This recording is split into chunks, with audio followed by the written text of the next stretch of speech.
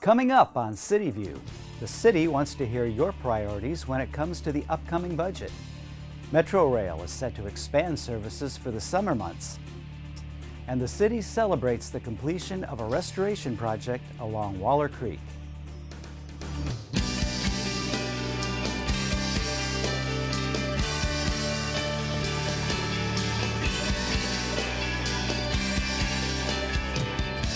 Hi, thanks for joining us. I'm your host, Dan Sheffer.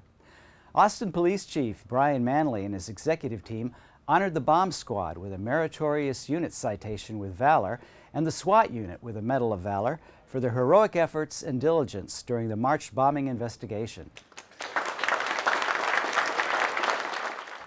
Both units' dedication and devotion to duty under very stressful and hazardous conditions demonstrated their commitment to safety and services. Their exceptional professionalism, unrelenting perseverance, and loyal devotion to duty reflects credit upon them and were in keeping with the highest traditions of the law enforcement profession. We did not yet know what would unfold over the coming weeks in our city, the toll it would take on our community, and the demands it would place on us as a department. Demands that, had we stood alone, we would have had a very difficult time handling. So many people brought resources here to Austin to help us restore order to our community and to help us bring peace and a sense of safety again. And it was difficult circumstances in which to do this. And today it is appropriate to recognize the excellence that was on display during what was a horrible time for our community. Texas DPS, San Antonio, and Houston bomb squads were also recognized for their assistance. It's May, and if you're used to following city news, you know it's budget season.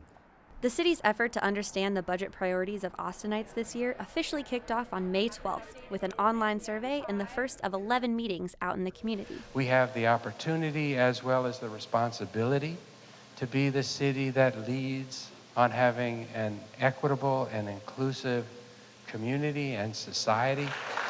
These budget talks, featuring elected officials and city manager Spencer Cronk, run through the end of June. All of this is designed to understand how Austinites value city services and make sure the city's budget reflects those priorities. There's still plenty of opportunities to be able to further participate. You can go online. The exercise we went through tonight you can do online. There are a lot of boards and commissions right now that are concerned with budget. Those are all open to the public. This is the time for the community to step up. We want everybody to get a chance. This year's engagement asks the public to prioritize issues that matter to all of us, based on the outcomes and indicators outlined in Strategic Direction 2023. It's really a shifting of our focus from just what are the tasks that the city does to what are the results the community is getting and what kind of results do we want to be achieving as a community. That's what we're out here trying to understand, and then we need to make sure our budget dollars are going to those results. Go to Texas.gov/budget for the full schedule of events and more information. And be sure to take the online survey. We can't create a budget for everyone without you. Cap Metro recently announced an increase in MetroRail weekend service from June to August. The last trains to depart from downtown station will now do so at 1:45 a.m. for Friday service, actually early Saturday, and at 2:30 a.m. Sunday for Saturday night service. The extended weekend runs will last from June 8th through the end of August. Additionally, Saturday service will begin at 10 a.m. instead of the normal 4 p.m.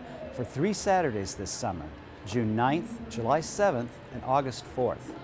Because we are the live music capital of the world, and sometimes those concerts don't necessarily end at midnight. And so it's important that we provide safe ways for people to get home, for both the people that are going to the concerts, but for many of the workers in our great industry and hospitality sectors here downtown. Cap Metro will also offer free fares for students, kindergarten to 11th grade, from June 10th through September 1st. When we're in the middle of one of Austin's torrential downpours, we all think about how our roads and homes may be flooded. But erosion is a less well-known concern. Rapidly flowing water in our creeks can lead to deeper channels and taller banks that can eventually collapse. Roads, bridges, trees, and even buildings can all be threatened. The city's Watershed Protection Department spends millions of dollars a year on projects to protect buildings and infrastructure from erosion. The department recently completed a $1.1 million restoration project along Eastwoods Park, just north of the UT campus. The work consisted of 5 project sites along Waller Creek and focused on repairing eroding stream banks, removal of invasive species, revegetation, and improving water quality. So this was kind of the meat and potatoes of the project. We had stream banks up here that were probably about 12 feet tall, and they were undercut, so if you were standing out on the edge, it might crumble and you might fall in. So we came in and put in these natural boulders for the toe, and then vegetated soil lifts to the top, and then we planted a whole bunch of really nice trees and native species on top. And that can add to the age diversity of the trees in the park for the future. And the vegetation really turned out great on this one, probably the best of all of them. This several-year collaborative effort was carried out by multiple organizations, contractors, and volunteers. They planted over 100 trees, as well as flowers, seeds, and grasses that will create a native forest along Waller Creek for future generations to enjoy. The park was established in the 1930s and was the original home of Eeyore's birthday party and the site of one of Austin's earliest Juneteenth celebrations. For more information on the Watershed Protection Department's erosion program, visit Texas.gov/erosion. Hot, dry, and windy. That is the prediction for this year's wildfire season, which is May through the fall. Fire and emergency management officials in the Capital Area Council of Governments 10-county region held a press conference to remind residents to be prepared. The biggest piece that people need to be aware about it today is our fires are high-intensity, short-duration events, and being able to get timely notifications and the ability to communicate with the public and share with them the information in a timely manner is the biggest piece.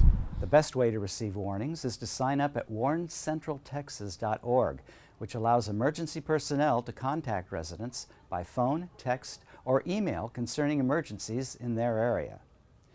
The Community Journalists Conference recently celebrated its 5th anniversary with over 70 participants, including Mayor Adler, City Manager Spencer Cronk, representatives from the Quality of Life Advisory Commissions, city staff, and media.